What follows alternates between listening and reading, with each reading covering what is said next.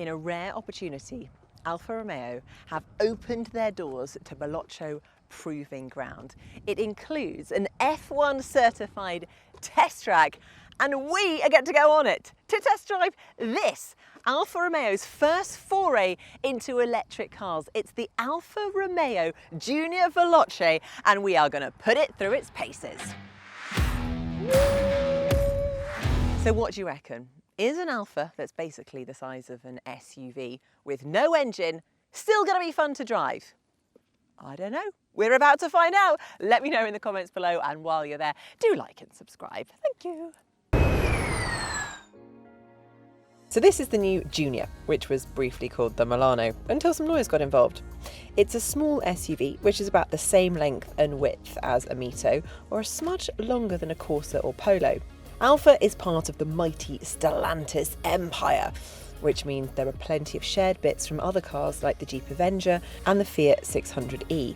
But as you'd expect, Alfa has sprinkled some of its magic dust into the formula to make it feel a bit sportier. It makes sense for the business, right? The Jeep is off-roady, the Fiat's comfy and easy to drive in town, and the Alfa is sporty. Something for everyone. Now, before we go any further, it is baking, the sun is shining, so apologies. It's a little unprofessional, but it's time for the sunnies to go on. Now, you can't deny that this car isn't striking. I think it looks really good.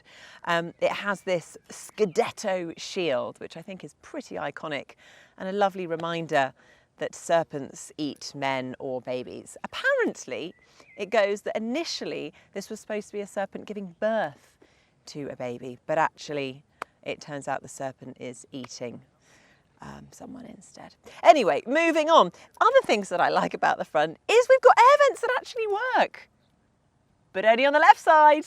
So these air vents are actual air vents. Put my fingers through. These air vents do not work. They are fake. Any guesses why that may? I would love to know your thoughts. Let me know in the comments below. Other thing that I quite like is, of course, the fact that this number plate is in the middle. I don't know about you, but I have a bit of an issue when things are off-centre. It just messes with the feng shui of a car. So for me personally, I know that's not how it's always been, but I like having the number plate in the middle. And also, you know when you're going through those car parks and you have to do that automatic register, what if you're going in and out using your number plate? It works better if the number plate's in the middle. So there you go. Have you spied what I've spied? No less than 20-inch wheels. Very nice indeed. I've got to say, I do like this. It's like a clover shape, isn't it? Like a 4-leaf clover shape. I think it looks really, really slick. Also, very easy to clean.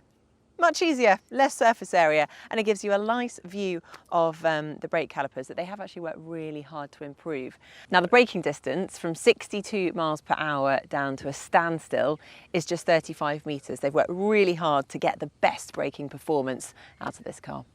Let's take a look down the side, because we've got these hidden door handles, which I do quite like, and we are seeing quite a lot of nowadays. But if you remember, it was the sort of Alfa 156 back in the early 2000s that first showed it off. And I do like it. I mean, I don't think it adds anything to here, but what it does do is it makes the side panel nice and streamlined. Oh, there is one thing I wanted to show you though. Take a look at this little gap, flap. That, I don't think is supposed to be there. It definitely should not be there. Now, bearing in mind this is a pre-production car, so it might not be on the production cars that come out, but it is a bit of a niggle, and once you've seen it, you can't really unsee it. And I have seen it on all the Juniors that we've seen here today at the test drive. So yeah, keep an eye on that rear window.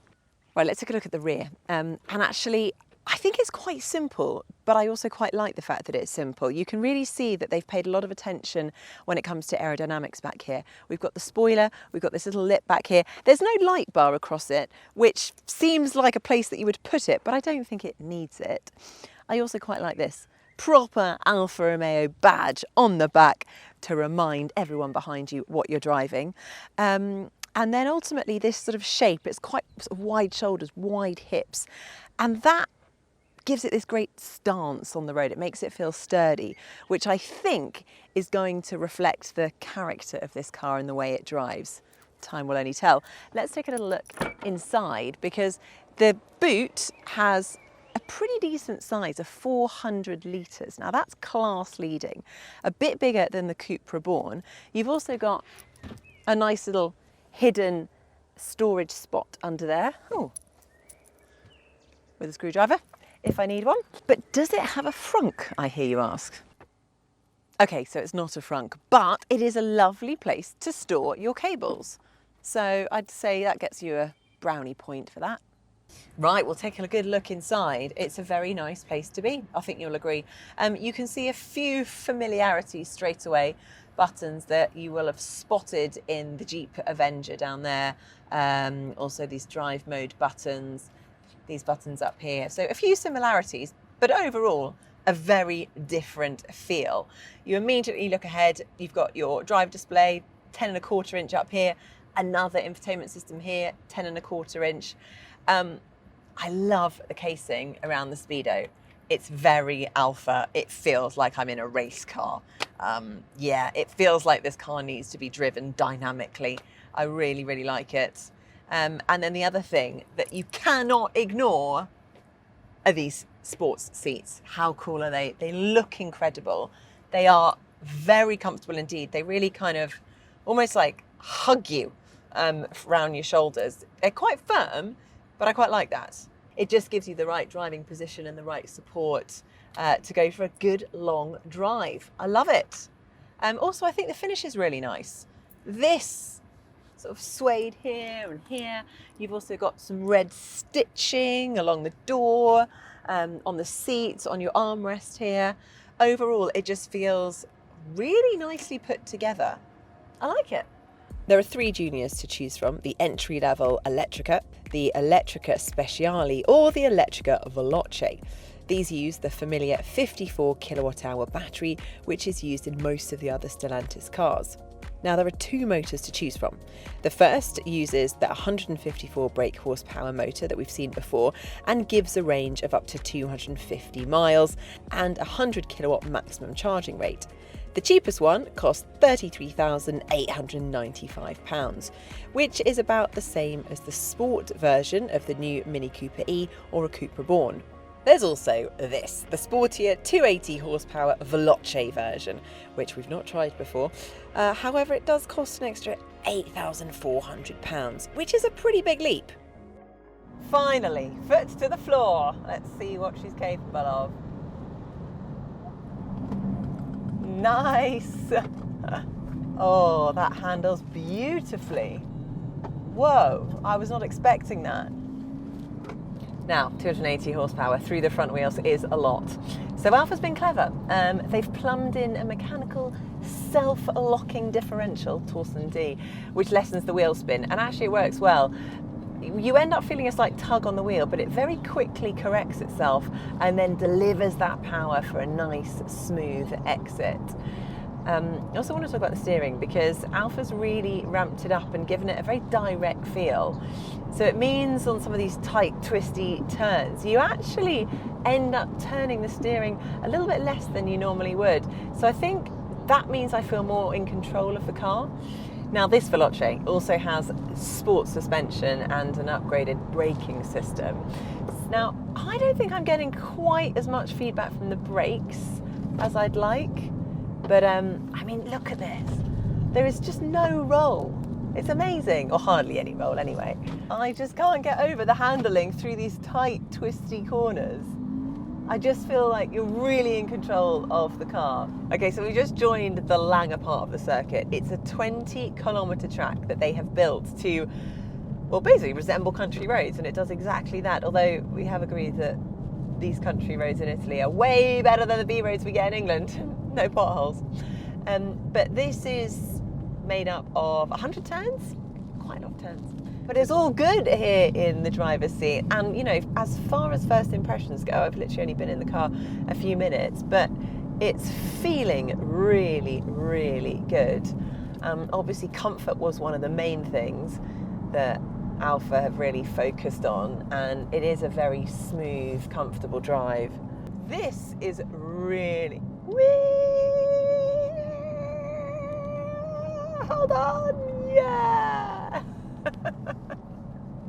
This is really fun. because we don't often get to test drive cars at a test track. And it just means that, well, there are no speed cameras, there's no one coming in the opposite direction, there's no traffic, and it just means you can really put the car through its paces. So thanks, Alfa, for bringing us here. One thing I would say is hardly any wind noise, but that is because the noise of the car is perhaps slightly overpowering. I do like it. Hopefully you can hear it.